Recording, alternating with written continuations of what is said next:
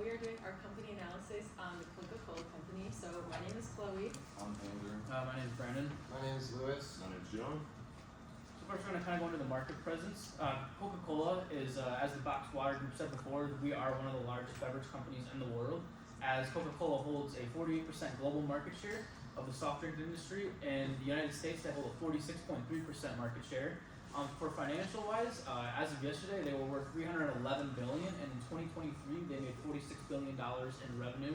And one of the reasons why they are such a big soft drink company is and how they maintain their dominance is their distribution network. Coca-Cola is very unique as they don't own or manage most of their bottling locations. What they do instead is they sell their concentrates and syrups to their local bottling partners. And from there, the bottling partners take the concentrates and syrups or sweeteners depending on what they're making, and they bottle it up, they ship it out, and they sell it to wherever it needs to go, whether that's schools, vending machines, restaurants, or stores. And so that distribution also helps them have a big geographical presence. They have very strong foundations in North America and in Europe. They have a growing presence in Asia, Africa, the Middle East, and Latin America, as they're trying to kind of maintain, or they're trying to ground their foundations in there as they are growing industries. As you can kind of see the charts here, Latin America actually is, in Europe and the Middle East are the biggest in global revenue, or in the unit case volume. So one of the things Coca-Cola is known for is their innovations and how they kind of start stuff. And so one of the healthier options, and so they've started kind of the healthier option phase of the soda. So Diet Coke wasn't the original Diet Soda. Diet sodas actually were started around the 1950s. What Diet Coke did in 1982 is they kind of started the trend, and that's where Diet sodas kind of exploded. Pepsi followed shortly thereafter. Another option Coca-Cola also has is the Coke Zero. Another recent innovation that kind of started in the 2010s is taken off in the 2020s is ready-to-drink alcohol category. So obviously everyone knows what Jack and Coke is. So when they decided to do instead is just pre-bottle it for everyone. So they did a partnership with Jack Daniel's, so it just comes pre-bottled. You can just drink it straight out the can. And then they also have the Simply Spiked, as like your Simply juices, they have those spiked as well. So for their historical performances, they were incorporated in 1892 for $100,000. They were sold to investors in 1925 for $25 million. And then as you can see here, starting in 1988 all the way till today, they kind of recently started skyrocketing as they were 16 billion, then 104, and then from 2010 to today, they went from 104 to $311 billion. So for some of their previous sustainability efforts, one of the big ones that they had was going to be the replenish. So as the picture there shows, for every drop they use, they were going to give a drop of water back. So what that means is if they use 2 liters of water to make soda, they're going to put back 2 liters. They actually accomplished that in 2015. It was a goal for 2020, and they've accomplished that every single year up until the present. Their bottling partners have started 300 water replenishment projects. They're helping supply communities with fresh water, and they've built more than 200 structures with 13 billion liters of potential. And then finally, they have a world without waste, where they want all packaging to be recyclable by 2025. They want to collect and recycle a bottle or can for every one they sell. They want to be sold in refillable or returnable glass or plastic retainers. And then their main goal that they kind of have that they want to hit by 2030 is achieve 25% carbon reduction. So the 2023 environmental update kind of gives a yearly report of their goals and how they're doing in achieving them. So like Brendan just mentioned, one of the goals is to be 100% recyclable packaging and by 2025. And as of 2023, they were already at 90%, which is really great. And then one of the goals also was 25% reduction in carbon emissions, and as of this report, they were at 8%. Another initiative that the company has taken was in 2023 when they released a plant-based bottle prototype. They released 900 bottles into circulation, and it's unclear whether the company will do a similar launch, but it is obvious that they do care. And then finally, they have their principles for sustainable agriculture are guidelines that cover a variety of topics under the sustainability umbrella. But in terms of environmental impact specifically, this guideline focuses on waste, forest, and soil management. The company also recognizes the importance of community in their operations. So Topo Chico is one of the sub-companies that they own. It's a sparkling water brand. And at their plant in Monterrey, Mexico, they offer a 24/7 water tap for individuals living in that community who have historically suffered from droughts and water insecurity. The company also has their own foundation. The Coca-Cola Foundation has granted $1.6 billion towards several different causes.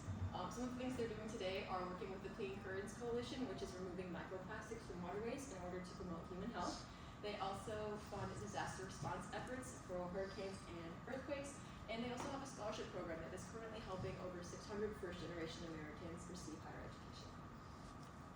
The company also recognizes the importance of employee well-being, so one of the things they do to make sure that their employees feel like they belong is through their inclusion networks, which is basically grouping people up with similar backgrounds, such as race, gender, military status, and disabilities, in order to work together to achieve company goals. Additionally, one of the things that the company does as well is provide accessibility toolkits, which provides resources for people with vision and hearing impairment, neurodivergence, and who need mental health resources. Okay, so moving into the economic analysis, before we get into that, we gotta put it in a context. So we mentioned earlier, does anyone remember what % of the global soft drink market share that Coca-Cola holds? It's like 48, right? Yeah, so right on the money. Good job for remembering. Obviously a large global player, but what does that mean in terms of net income? Does anyone want to take a guess on how much Coca-Cola made in net income last year? Someone, Number. please.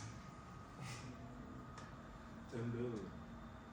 Boom! 10 billion in net income. Okay, so yeah, obviously making a ton of money. With that being said, they only donate 2% of that to community investments. So if you look at the graph, that's how they spread out their investments in 2020. Obviously, COVID being a large part of that.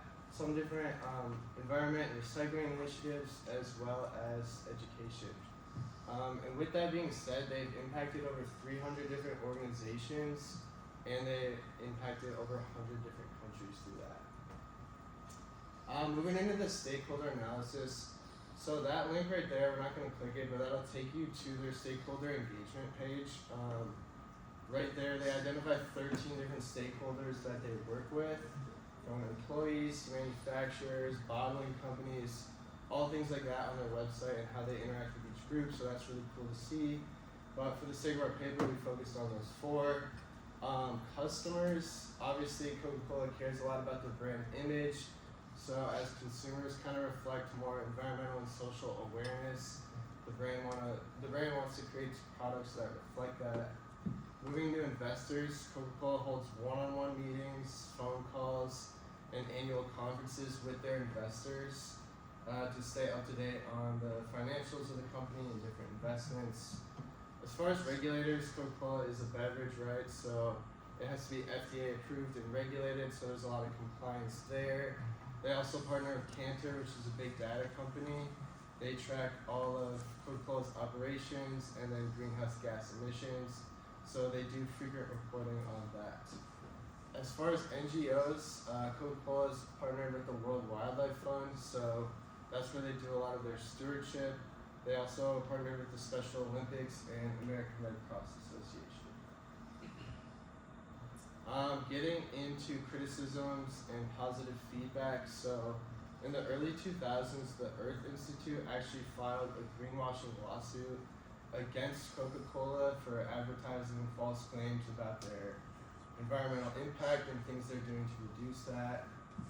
Similarly, Oceana is a group that called out Coca-Cola for not really being as good as they could environmentally as terms of their plastic waste.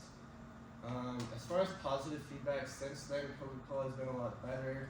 Like Chloe mentioned, they do their annual sustainability report, and that's about 88 pages of information, and there's a lot of empirical data on what the company does.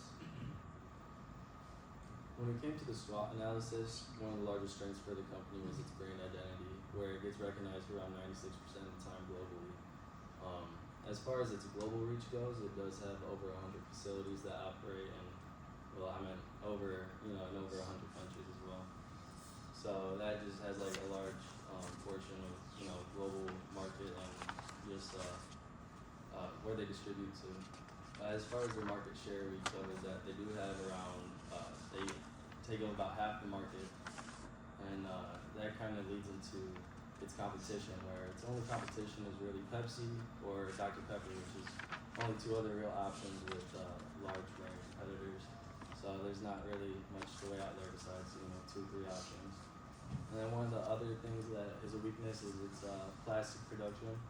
You know, it has a lot of customers, so it ships a lot of plastic packaging, and then its bottling and all their production just uses a bit of waste, but with a large consumer market, I mean, that's understandable. Alright, so for opportunities, Coca-Cola likes to leverage new trends in our modern world, especially with it being technologically advanced. We like to make sure that we stay on top of these new trends that are constantly emerging for the organization. Some threats that they also incur are water usage. It takes a lot of water just to make these products, so that is something they need to combat. And increased health awareness. I think we're all familiar with that Coke is not very good for consumers. However, they also do provide a diet option and a Coke Zero option as well. The future outlook, Coca-Cola plans to achieve net zero carbon emissions by 2050. Their 2030 water security strategy entails achieving 100% circular water use and 175 leadership locations by the year 2030. As well as they also aim to return a cumulative total of 2 trillion liters of water to nature and communities globally between 2021 and 2030 as well. Another future outlook for the organization is that they intend to make 25% of the products sold in reusable packaging. While you may not be able to refill your reusable containers directly from a Coca-Cola source, you can still refill it with water and other sources that you can bring in to refill that, so you kind of extend that product's lifespan. By 2030, they plan to have 50% of these leadership locations ran by women, not just here in the U.S., but globally as well. It's also worth mentioning that 81% of the higher paid positions within the Coca-Cola organization are held by the white ethnicity, 10% by Asian, and 7% by African Americans, and another 3 to 4% by other ethnicities outside of those. As they move forward, Coca-Cola intends to even these numbers out a bit more, so that way they can feel that everyone has an opportunity at these higher paid positions